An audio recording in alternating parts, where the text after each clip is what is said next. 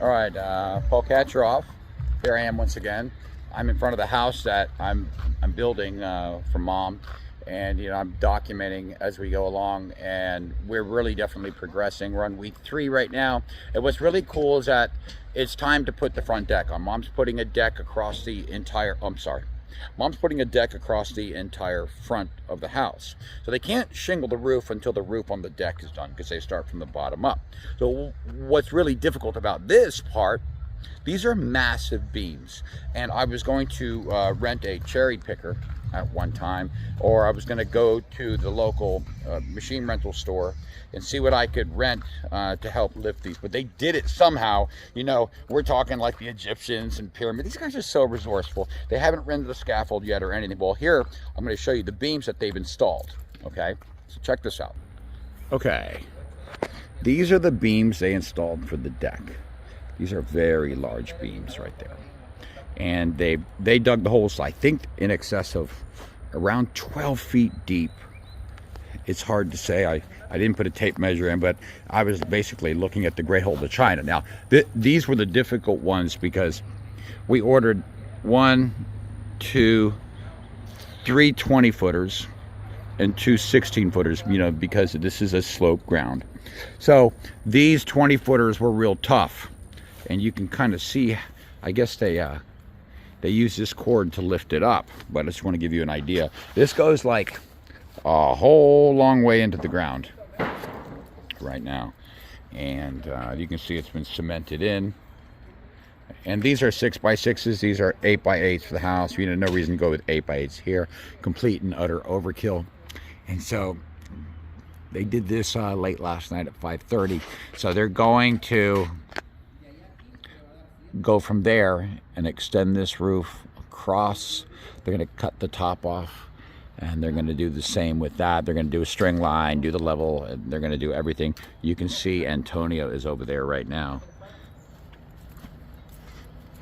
We just did a measurement on how high the roof is going to be over the deck. Now keep in mind, the deck is going to be built like that.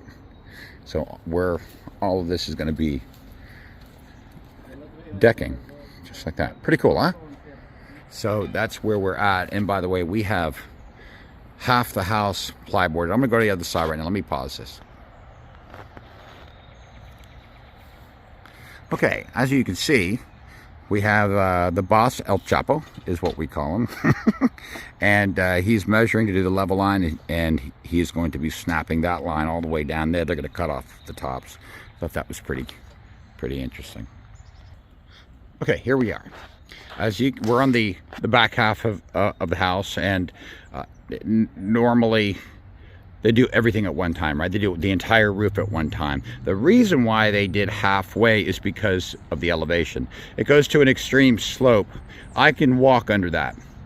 So I want to say that is roughly 6 to 7 feet off the ground. And part of the reason why they did one half is, they can't do the roof because they need to get the roof on the deck. You start from the bottom with the shingles and you work your way up. So they're putting the deck on now, and then they're going to finish up the shingles, right?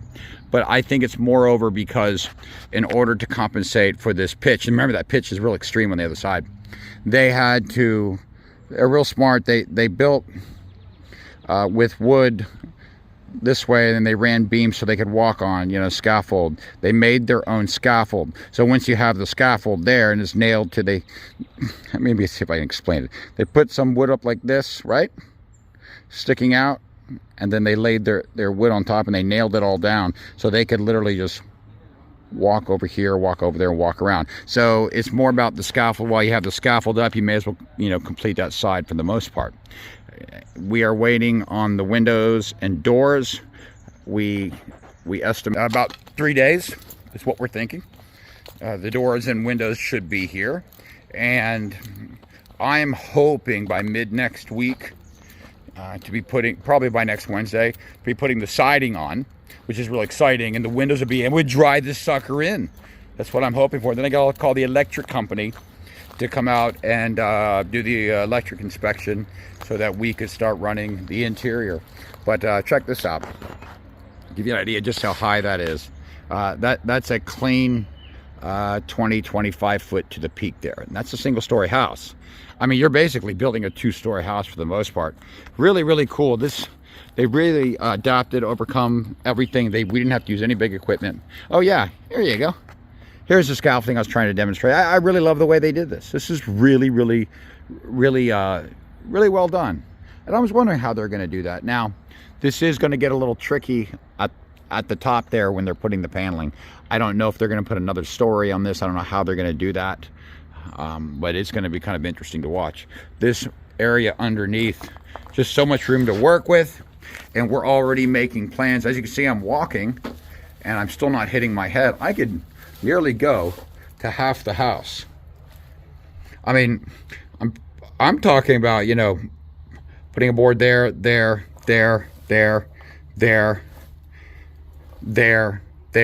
creating a deck. Look, I got all the posts. It's really easy to do.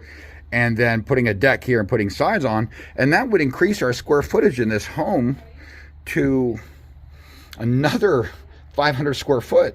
So and this is really a viable workspace here. I mean, this is space that you can use. You can walk in here. I even thought about, you know, by the way, I never thought I'd be in this position where I had this elevated ceiling and this much room. When you see it done, it's a different thing altogether. My mind is working on this. I love this space. It's almost the hidden gem of the house. I know the closet is going to go here.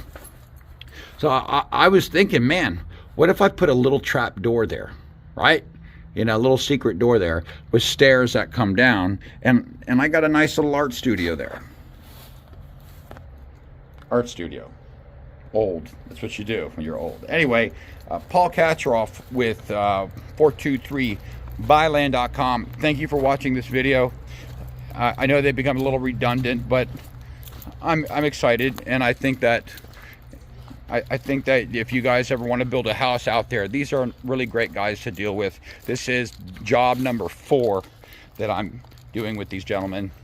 No contract, handshake agreement, just unbelievable. Really, really is. It's very hard to meet companies and people like that you can trust to do this work with this much money involved. But anyway, Paul Kacharoff, thank you so much. And until next time, good luck and take care.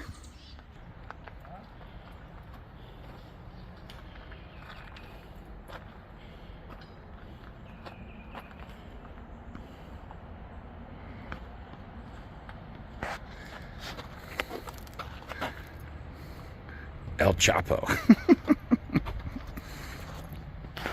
That's all the work he's done. So, pretty cool. Paul Kacharoff at 423 Buyland. Thank you so much for watching my videos. I really do appreciate it, and as you know, I have a lot of fun making these videos. I'm currently with the boss, the #1 man. You've all asked about him. We get a lot of emails every day saying, where is he at? Well, this is Antonio, aka El Chapo, and he is building the best house for us in the area. Folks, you can't, where are you from? What country? El Salvador. Okay, El Salvador. And he is obviously a man of many words. But anyway, folks, if you need his number, you just let me know. He's great to deal with. And great, he speaks Spanish. Go figure. You speak Russian? Everything. Every language you call him. Anyway, good luck at everything you do. Paul Kacharoff, take care. Paul Kacharoff, 423buyland.com. Ladies and gentlemen, we have our #1 customer here. Absolutely. Let me tell you, this guy's he's a little excited right now because he just bought some land off me. You could say he's a little all shook up. But anyway, Paul Kacharoff, call me today.